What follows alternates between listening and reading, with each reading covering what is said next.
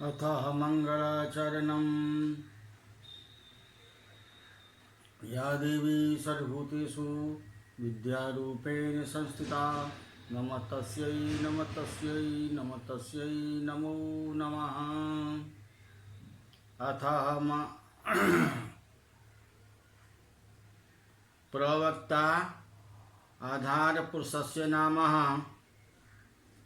Doctor Krishna Narayan Jha, सहायक professor, जूठालाल Sanskrit महाविद्यालय, मझौलिया, पश्चिमी चंपारण।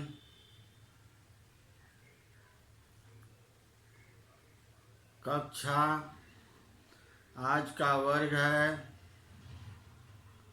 उपशास्त्री द्वितीय खंड। निर्धारित पुस्तक का नाम है श्रुतबोध में छंद,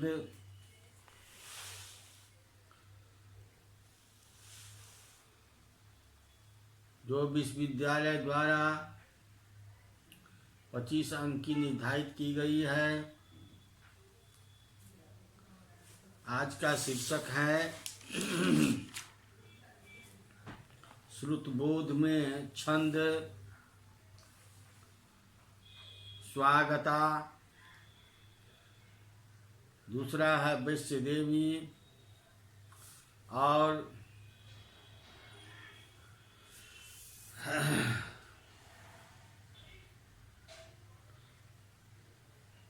तीसरा है टोटक।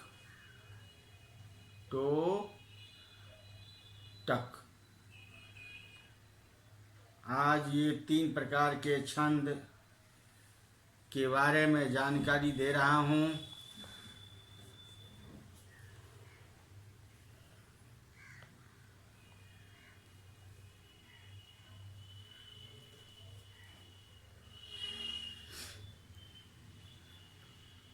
पहला छंद है स्वागता।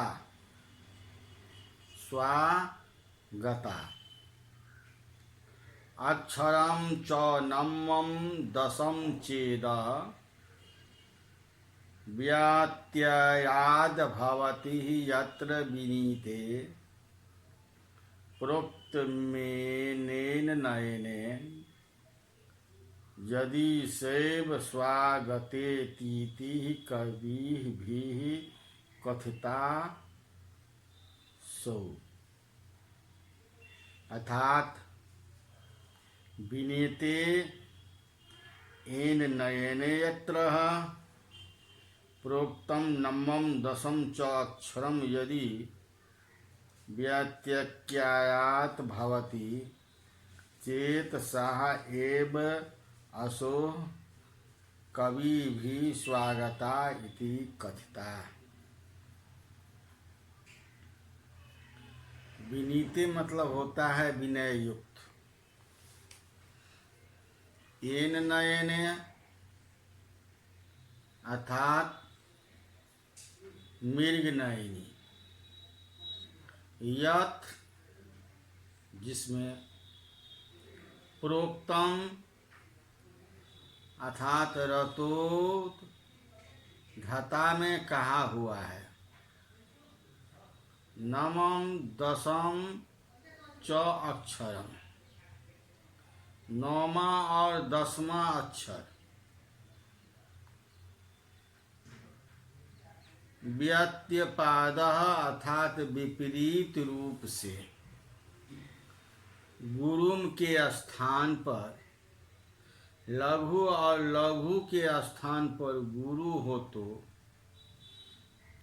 शैव मतलब शैव असो यानी वही रथोद धाता यह स्वागेति कथिता अर्थात स्वागता नाम से कही गई है।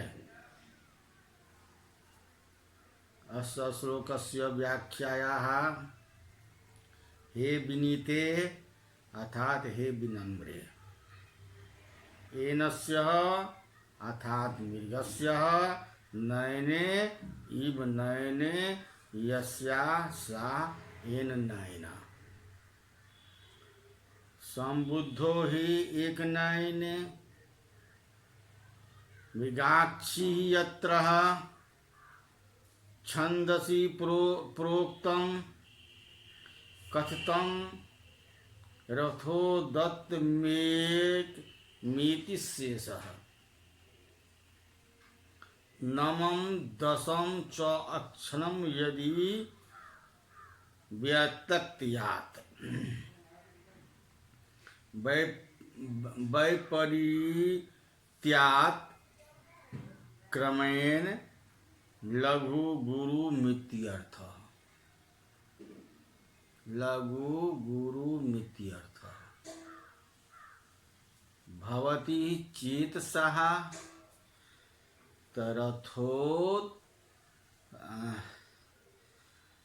रथोत्धताः एव पर असोः इयं स्वागताः इति ही स्वागता नामना कथिता। कहता हे विनीते, हे मृगाक्षी, हे मृगनयनी, यदि रथोत्धता में कहे हुए नवम दशम अक्षर विपरीत कर्म से हो जाए उसे स्वागता छंद कहते हैं। हे विनीते, हे मृगनयने, रथोगता में कहे हुए नवम और दशम अक्षर विपरीत कर्म से हो जाए उसे स्वागता कहते हैं। यह भी अक्षर के पाद का छंद है।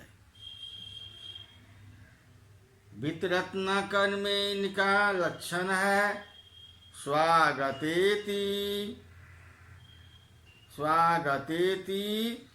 रन्भादः गुरु युग्मम्, अर्थात रगन नगन भगन और दो गुरु में स्वागता छंद होता है। तो ये स्वागता छंद है। अब हमको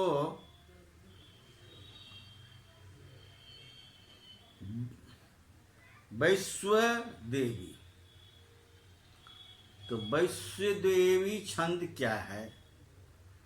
तो प्रथम श्लोक है हर्षो वर्ण स्यात् सप्तमो यत्र वाले त्वदा द्वियम्बोष्ठी नयस्त सका दशाद्याः वाने विश्राम अस्त ततुचेतः अस्यातुर्ग गणे नामना निर्दिष्टः शुभ्रुः सा वैश्वदेवी। बाले बिंबोष्ठी सुधुः यत्र सप्तमः वर्णः ह्रस्वः स्यात् तदद्वे एकादशाद्याः नयस्तः स्यात्। बाणे तुरंगे विश्रामः स्यात् चेतसा नामना वैश्वदेवी निर्दिष्टा। बाले अर्थात भोली भाली, बाले अर्थात भोली भाली। बिंबोष्ठी बिंब फल जैसे लाल लाल ओंठों वाली। सुश्रुषु सुंदर भावों वाली।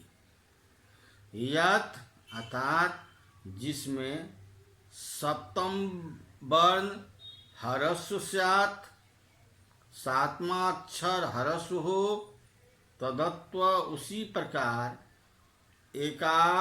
एकादशाद्याः 12वें से पहला अर्थात 10वां नियस्त्रः रखा जाए। बाने अर्थात 5, तुरंगे मतलब 7 अक्षरों से। विश्राम चेतः विराम हो तो सा मतलब वह, नामना मतलब नाम से, वैश्यदेवी निर्दिष्टा वैश्यदेवी कही है। हे वाले मुग्धे बिंबत ओष्ठी यस्या सा बिंबोष्टभ्यः तत्संबुद्धो हे बिंबोष्ठ।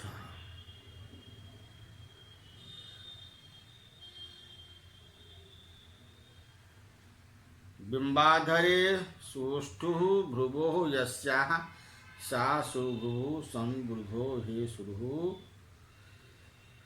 यत्र सप्तमः वर्णः ह्रस्वः गुरुः स्यात् तदत्व तदेव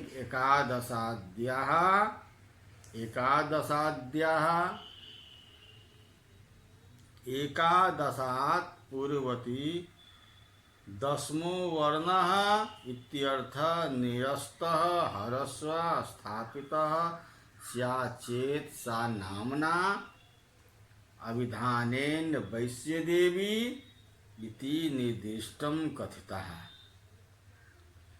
हे सुंदरी, जहाँ 7वां अक्षर ह्रस्व हो, उसी प्रकार 11वें पर विराम हो तो उसे वैश्यदेवी नाम से कहा गया है। यह 12 अक्षर के पाद का छंद है।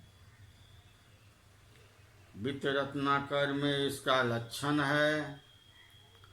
बान वैश्य छिन्नः वैश्यदेवी मौर्यः अर्थात 5 और 7 अक्षरों से विराम वाली मगन यगन वाली वैश्यदेवी छंद कहलाते हैं। अब तीसरा छंद है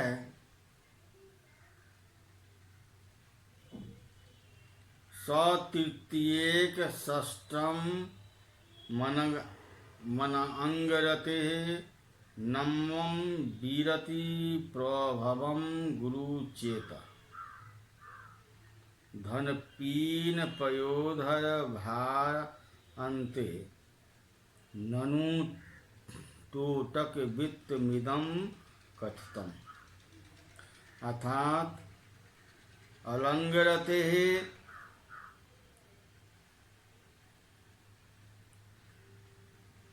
धन पीन धयो भार नुते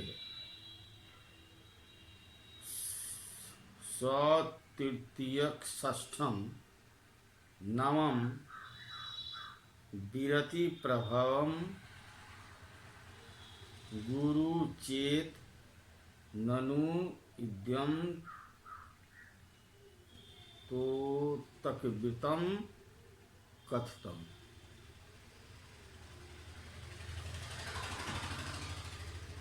श्लोकस्य शब्दार्थः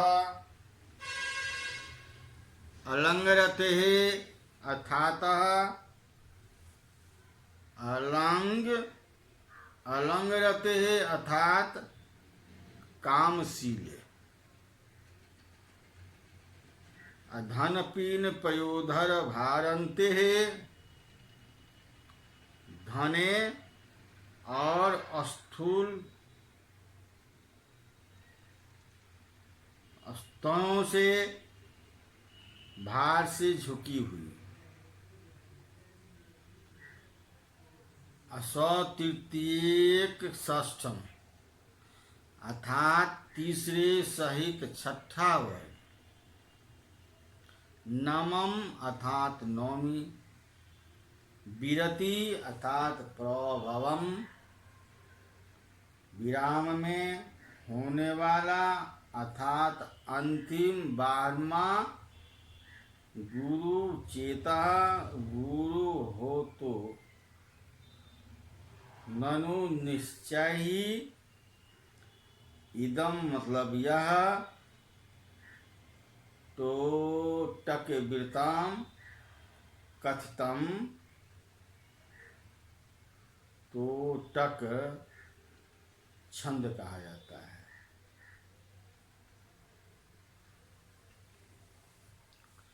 हे कामरते,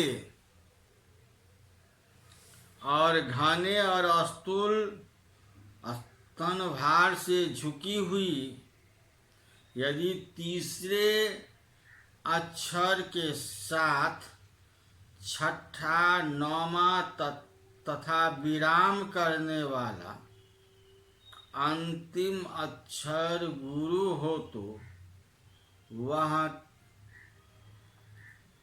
तो टक नामक छंद कहा गया है। यह भी 12 अक्षर के पाद का छंद है। वित्त रत्नाकर में इसका लक्षण है, इहि तोटक अम्बु बुद्धि से प्रथितम, प्रत्येक पाद में 4 सगनों में वाला तोटक छंद होता है।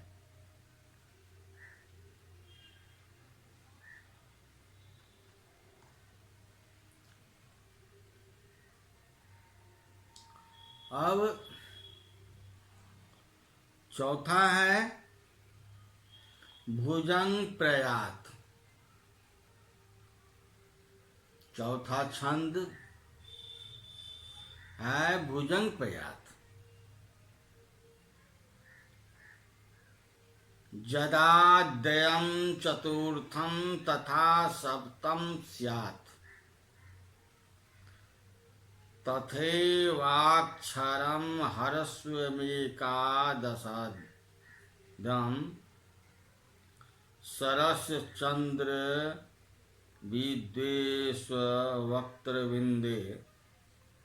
तदुक्तं कवीन्द्रे भुजंग प्रयात। यथा आद्यं चतुर्थं तथा सप्तम तथैव एकादशाम् अक्षरं ह्रस्वं स्यात्, तत् कवीन्द्रे भुजंग प्रयात उक्तम। अर्थात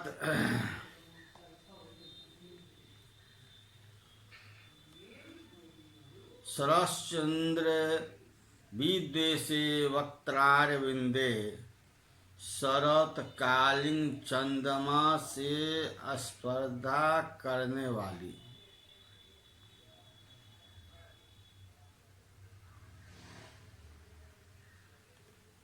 सरसचंद्र एकत्वारविंदे, शरतकालीन चंद्रमा से स्पर्धा करने वाली, मुख कमल वाली, जदा मतलब जब, आद्य प्रथमः, सप्तमम अर्थात 7वां, तथैव उसी प्रकार, एकादशाद्य 12वें से पहला, अक्षरम मतलब वर्ण, हर्ष स्यात हर्ष हो तो, तद उसे, कवीन्द्रे विद्वानों ने, भुजंग प्रयात उक्तम भुजंग प्रयात कहा है। शरदः चंद्रः शरदचंद्रः शरश्चंद्रं विद्वेष्टीति, शरश्चंद्रं विद्वेषी, वक्त्रेण मेवाद बिंदः वक्त्रात् बिंदः सरश्चांद्र विदेशे वक्त्राद विद्यम यस्या साधताद भूतो। अर्थात इस श्लोक का अर्थ है, भावार्थ है कि हे शरचंद्र से अधिक सुंदर मुख कमल वाली, हे